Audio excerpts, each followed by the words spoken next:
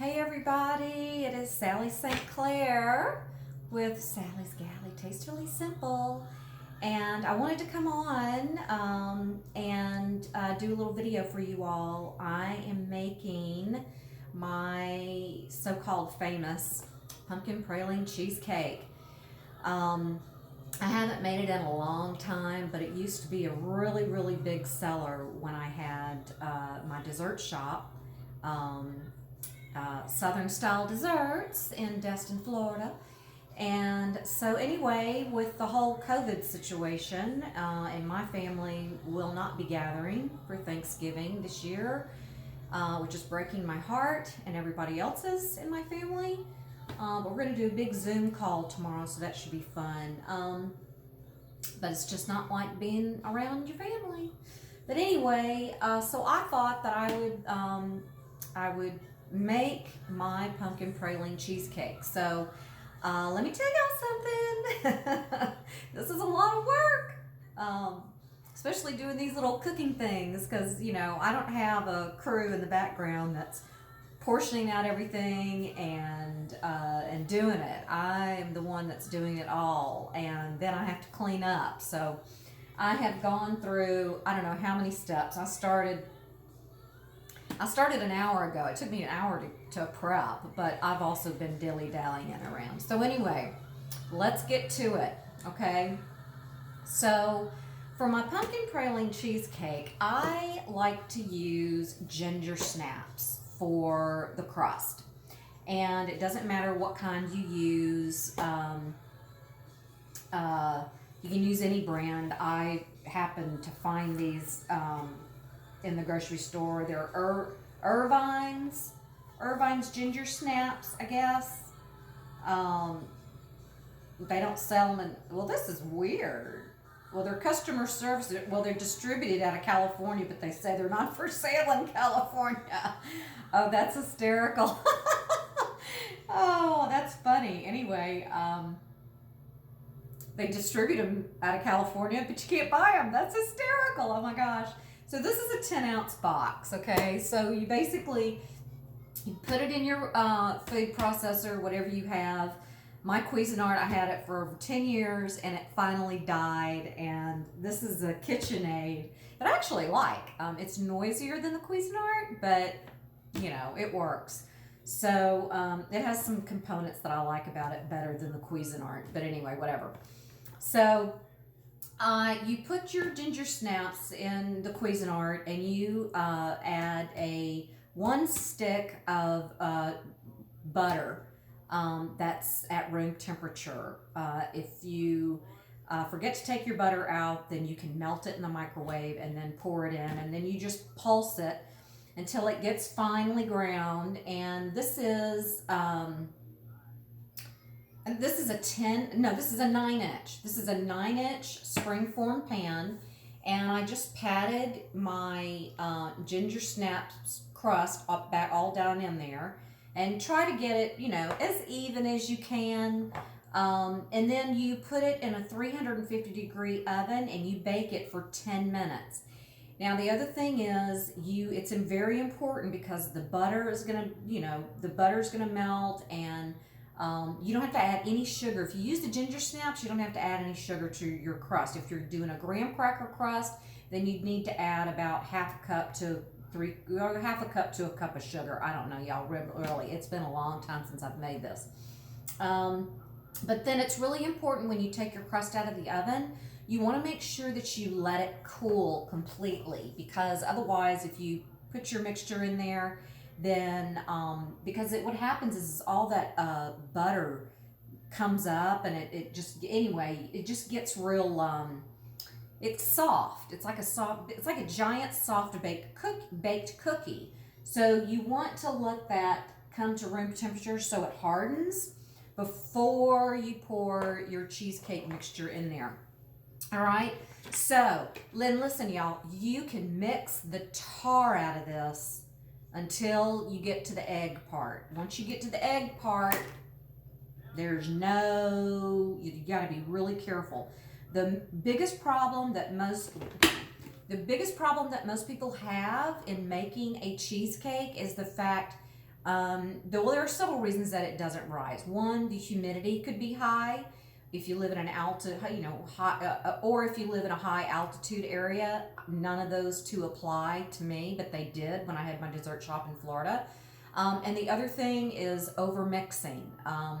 That's what causes cakes to sometimes not rise or to be more dense, and that's what happens with a cheesecake. Once you get the eggs in there, and I don't know, this thing is a lot faster than my Cuisinart, so I may only need to do like 2 pulses after I add the egg. I don't know. We're gonna figure it out. All right. So what I've done, and after I did my prep, y'all, I'm using plastic bowls because I don't want to wash any more dishes. I have washed enough dishes today, and I'm gonna have to wash more. But at any rate, so this is 3 blocks of cream cheese, any kind of brand you want to use, and I've cubed it up, and you just add that in to your food processor. And I guess you could use a blender too. I don't know. I've never used. I'm just not a blender person. I'm really not much of a gadget person. I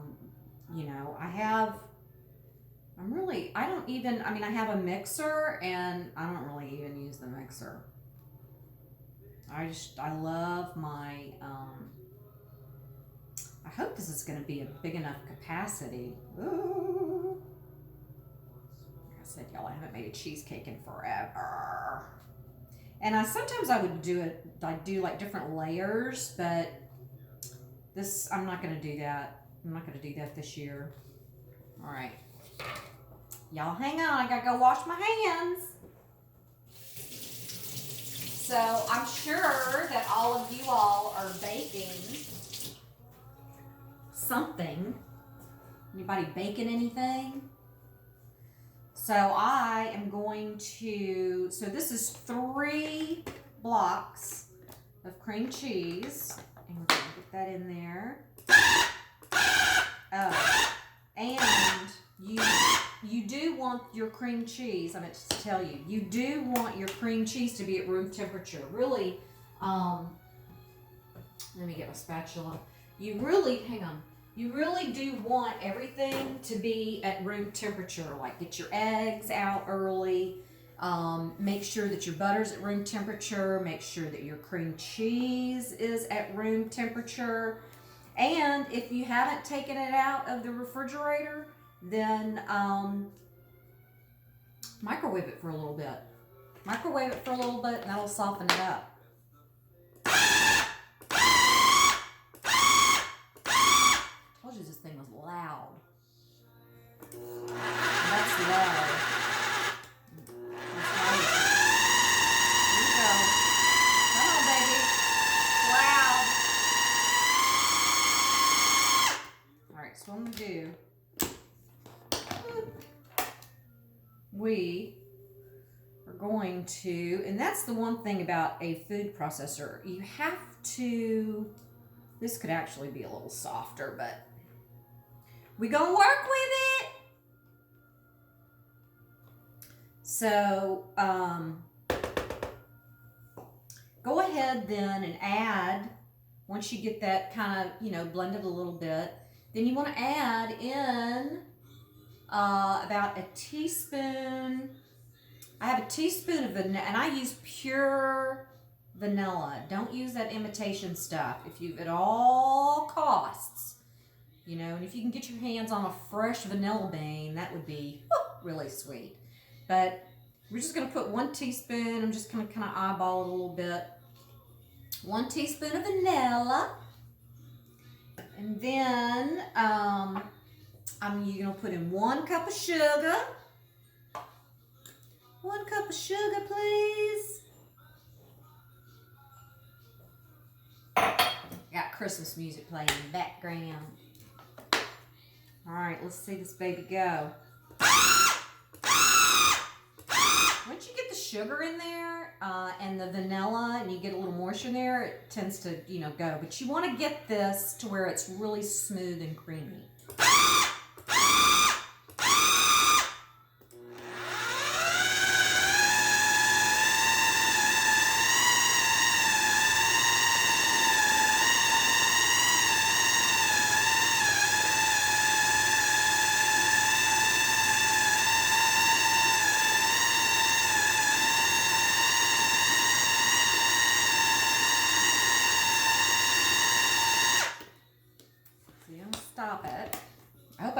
motor out on this thing.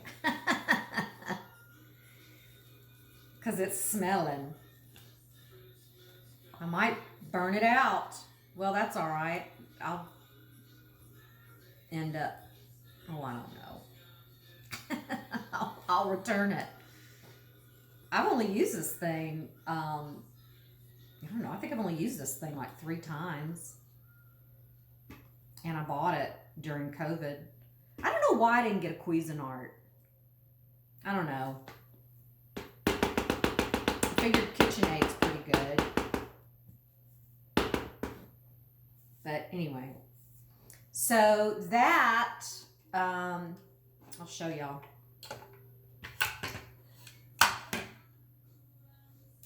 Got my hand towel here. So that, you know, you just have to kind of, it's still, I need to mix it some more. That's the other thing I like about this KitchenAid versus a Cuisinart. Cuisinart, you had to like twist it and whatever. This, it's all magnetic. How cool is that? So we're going to mix this a little more.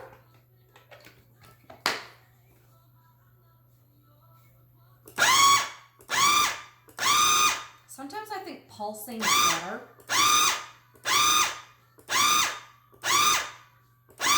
There's like this one piece down in there, and it will not, it does not want to get mixed in. But everything else looks really nice and creamy. Wait till I add the pumpkin in there.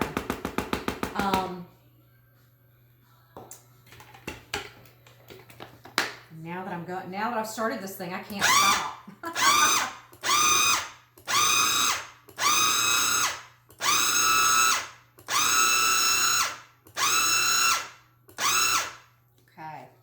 So that looks good. It looks about like how I want it, nice and creamy. I know it's kind of hard to see. But then I have, you take a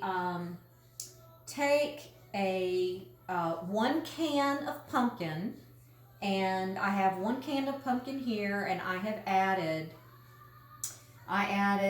a 1 teaspoon of cinnamon, and a 1/2 teaspoon of nutmeg, and that is it. You do not have to add any sugar because you just put sugar in here, and that's the whole thing about a cheesecake is you don't want it to be too sugary, right?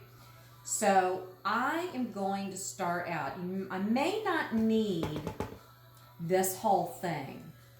You want it to be, you know, pumpkin-y, but you don't want it to be too pumpkin-y. I don't know. Like I said, you guys, it's been forever since I've made this. So I'm putting in about, I think it's a 12-ounce can or a 14-ounce can of pumpkin. But anyway, I probably added in, I don't know, 3/4 of the can, but you know, we'll see. Let's get it mixed in.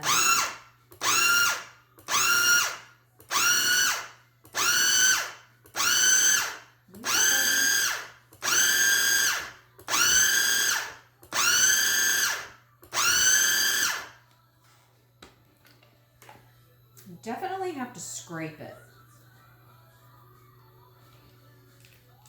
You know, you got to get that. That is the one thing with the food processor. And I do think I am going to add the rest of it. Because I definitely want it.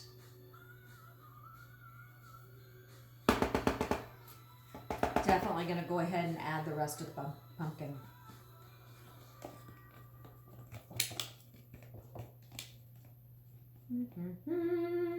And I am using plastic bowls, like I said, because I do not want to have to, I got to clean the food processor.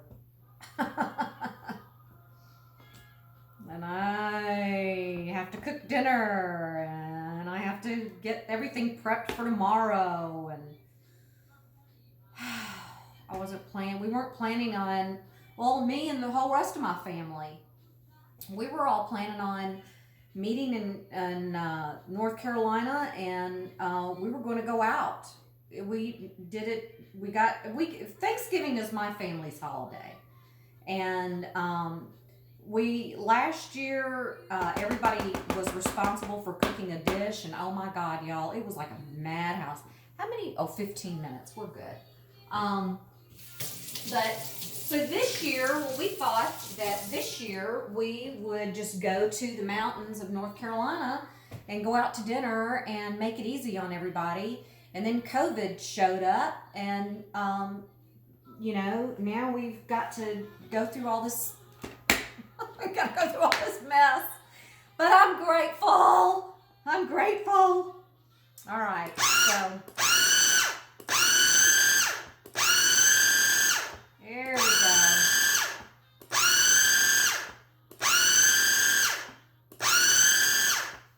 And really, you all, like I said, initially, it's really in the with the cheesecake, it's really just about get it really well blended. Like I've got some pretty big spots down here that and that's the one thing, and that with the food processor. But you know what, you guys, it once you get it, that's the other thing. Oh, hang on. There's a spot over here that really needs to be blended. But with a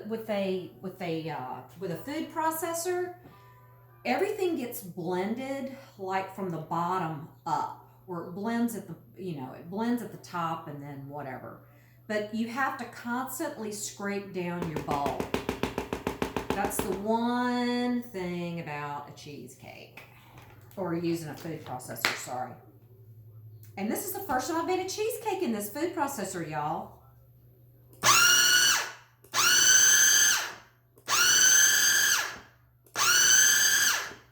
I'm gonna make sure it's a loud little sucker. I'm gonna tell you what. Then, all right, so I think for our purposes, ooh, and you know what? I want to taste it. My hands are clean. I just washed them. But I want to take a little taste just to make sure.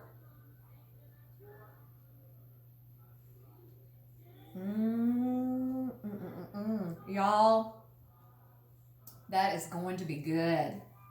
It's perfect.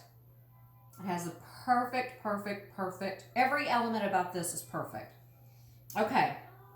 So now you want to add your eggs. Now I use 3 blocks of cream cheese, 1 cup of sugar, a teaspoon of vanilla, and then you add your pumpkin mixture, and I use 4 eggs. Some recipes call for 3, and I'm gonna use 4. I think. Like I said, y'all, I couldn't find my cheesecake recipe, and the eggs are at room temperature too. When I had my dessert shop, I would make huge batches of pumpkin cheesecake batter, and I couldn't have any noise around me. I had to keep track of how many eggs I put in. I'm hoping that 4 eggs is right. I don't know. I guess we'll find out, right? So I got 1 egg in there, and I'm gonna pulse it. You just want to, once you put the eggs in here, you have to be careful. You cannot over pulse it because it'll just kill your cheesecake. So I would rather have it a little undermixed than overmixed and have it come out right. So I got 1 egg in there, and I'm gonna eyeball it. Let's see how many times I pulse it.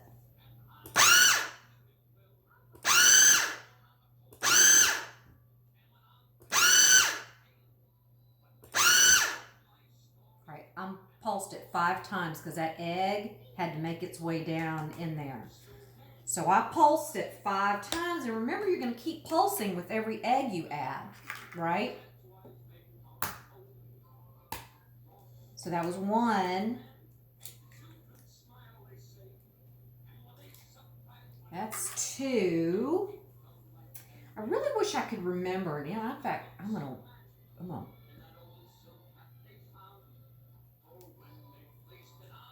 stir this a little bit.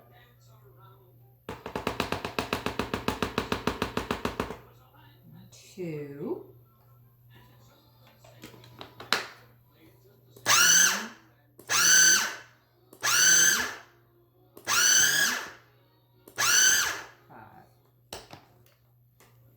It's 2. This is 3. And it seems to me, I don't know, it seems to me that maybe it was maybe it was 3 to 3, or was it 3 to 4? 1, 2, 3. I don't know, y'all. I've lost my mind. Has anybody else lost their mind? Okay. You know what? This I'm used to. My Cuisinart was like I said, over 20 years old. So I've never used any other food processor other than a Cuisinart. So and this bowl is not. Cuisinart had a wider bowl, and this one is not. So anyway.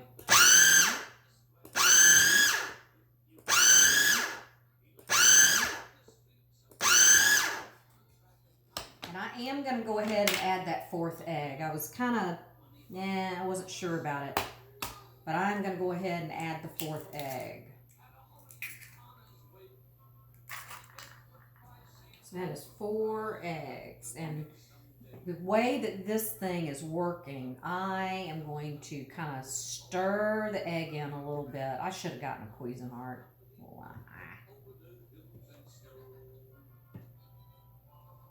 I'm just about at capacity with this thing. All right. And they're long pulses too. That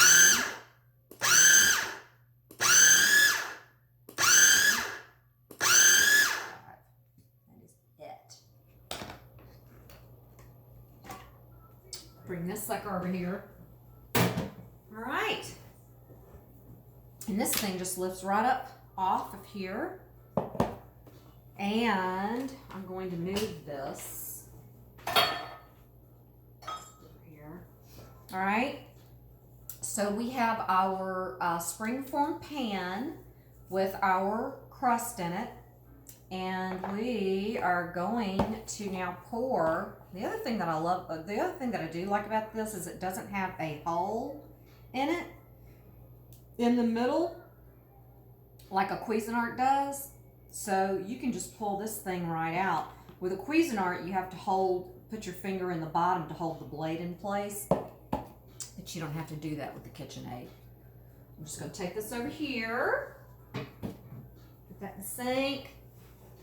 And then just take your mixture.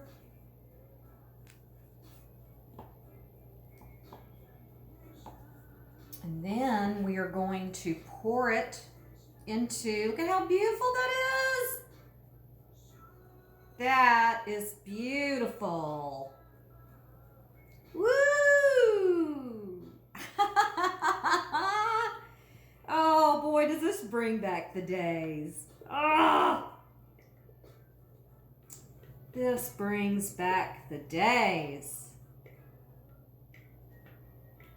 Okay, my lovely. My lovely, lovely. Now, just spread this around. I'm so excited, you guys. Get that all, get it even. Oh, this is great. This made my day. I think I need a cocktail. Oh, so I have my oven. My oven has been preheating. At 350 degrees, and we are going to pop this baby into the oven, and we're going to cook it for about 40 to 45 minutes. I think that'll be good. Okay, and then we're going to take it out, and we'll do the topping. And then we'll go from there. All right. So I will see you guys back again in a little while. All right. So we'll see how it goes.